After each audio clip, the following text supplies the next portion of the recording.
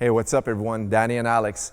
In this segment, we're going to look at some stuff for NOGI Jiu-Jitsu, including passing the guard, as well as how you should position yourself before even opening that guard. So check it out.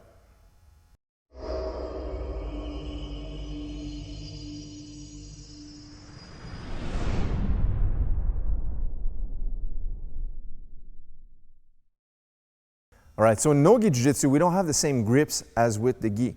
So we have to use the leverage instead. So what we're going to do is position ourselves correctly here. So the posture I'm going to use is using my hands, my palms, and positioning them onto his rib cage as such, like this, all right? So I don't want to bend my elbows. I always want to have a good posture here. And now, a lot of times, 9 times out of 10, people are going to grab your wrists. So when he grabs the wrists, now he has a control, all right? So I have to disengage this connection right away. So what I'm going to do is reconnect my grips and go around to his grips. All right, so I go under, around, and I connect. I bring his palms back to the rib cage. All right, so once again, every time you're here, get rid of the grips. Right, the bottom person is going to have an advantage right now. Right, whoever's winning the wrist control game is winning the game. Right, is winning that match. So I want to get that control right away. So I'm going to get 1 and then 2, and I bring the control back to the center in the same posture that I had. All right, so now I have a better control. Keep this in mind. Every time he has control here with the wrists, he can attack submissions, right? For example, he push-pull. Now he goes into the triangle choke from here, right? He can set up arm bars. He can set up sweeps. Everything starts with the wrist control. So if I can get rid of this right away, I'm at an advantage. So I go 1, control here, and never control like this, right? This is not a good control. Palm down, just like you're doing a push-up.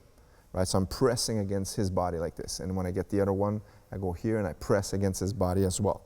This is a good control to start off the match.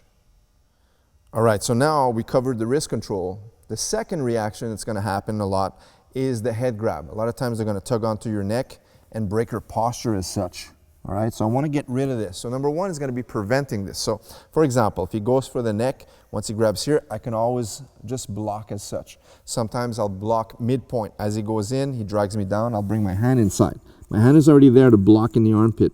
And now look, I just disengage and I'm back out. Other times, I won't be quick enough. He's going to grab hold and his elbow is going to be tugging tight. So when this happens, he goes here, I got to make sure my elbows are connected to his waist so he doesn't shift his hips.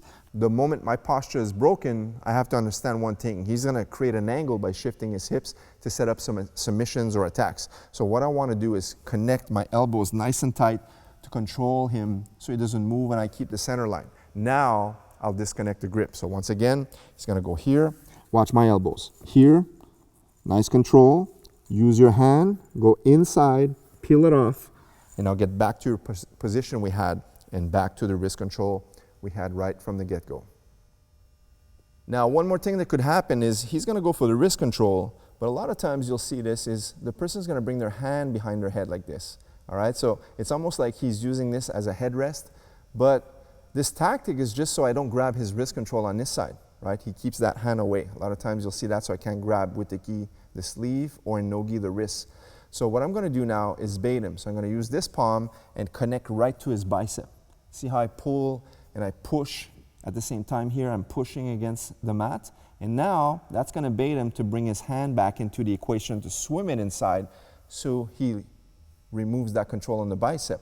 But now I can have the wrist control once again and now go back to the opposite side and we're back to square one. So once again, if you see this, a lot of times they bring their arm up and instead of chasing the wrist control, every time I go here, I'm breaking my posture towards him. Right? I want to keep this posture. So I'm going to grab here at the bicep. Right? Now he's going to swim underneath and look. I just gave you the wrist control once again. We're back to where we started. All right, the next component I want to talk about is sometimes they'll use an angle. You weren't able to pin the hips and they use the overhook, also referred as to a whizzer. All right, so this is what it looks like. You're here, the hand was on the mat, he gets an angle, and then he wraps your arm as such. So a lot of times when you're stuck here, he's going to set up an attack. So I want to get my arm free and I want to get back to center line. But if I use strength and I peel the elbow up like this, all I'm doing is jamming my arm more into his arm and I'm pulling his body weight up, which is exhausting plus inefficient. So what I need to do is keep the fingers nice and loose and I'm going to use a limp arm. Limp arm meaning no strength, and watch. I'm going to lean into it and bring everything to my lap. I bring my knuckles onto my lap, and look, I'll limp out of there, all right? So imagine when your arm is numb, like let's say, for example, if you had a shoulder injury, you can't lift that arm up, so there's no strength. That arm is dead, right? So this is the same motion you're going to use to liberate your arm. As such, you're going to go limp, and from here, just swim it out like a wet rag, right? So here, he's going to get that overhook, gets an angle here. Don't use strength. Just keep a limp arm, bring it out, and watch. Comes right out, okay? This is one manner. The other thing you can do as well is once you're here, get that limp arm down. As you start to get the elbow free, boom, your arm gets stuck here because he starts to squeeze even more. So watch, I'll bring my arm up and go palm to palm and bring the elbow down. So again, back to my posture. Of course, when we get here, a lot of times it's gonna go back to the wrist control, and you're back to wrist control fighting once again to get your position. All right, so let's go back. I have the wrist control here. Alex is gonna get this control first, gets his wrists free. Now from there, he wants to pass the guard. All right, so what we're gonna do is bring both palms to the neck. So I'm gonna go up into the neck, apply pressure, activate the toes on the mat, and I'll start to stand up. And from here, there are two things that are gonna happen. The first one, when his arms are here, I might think I'm gonna go for an arm bar. When I do so, he's gonna free his arm and pass the guard. The second thing that could happen when he starts to pass the guard from here is I'm gonna be insistent on keeping the legs crossed behind the back. So now he's gonna bring the palms to the waist, bring one knee behind the tailbone, and now spread the leg out, which will open the guard position. Now from here, he's in a perfect position to pass. All right, take a look from here. Now, as we broke open the guard, one foot's gonna be available for the bottom person. So as he breaks open here, boom, look. What could happen now is the person is gonna put the De La Riva hook, right? And they're gonna grab onto your ankle as such. What Alex is gonna do to counter this, always point the toes towards the outside, boom. That weakens the hook, pushes the knee away, and now grabs the wrist. Boom, disconnects everything, so now he can push this knee away and start to pass. So once again, watch this. I got the De La Riva on him, and I'm grabbing his foot. So what he's gonna do is disengage the hook by weakening it, pushing it down, and now grabbing the wrist to peel it off. And now look, as he connects, he gets an angle and he takes his foot away so I don't put that hook back in. Now he's ready to pass. Lastly, we're gonna get to the side control position. So watch this. As he gets the hook away and peels everything off, now he's gonna get that connection where he gets to here. Now he's got that nice diagonal angle to pass the guard.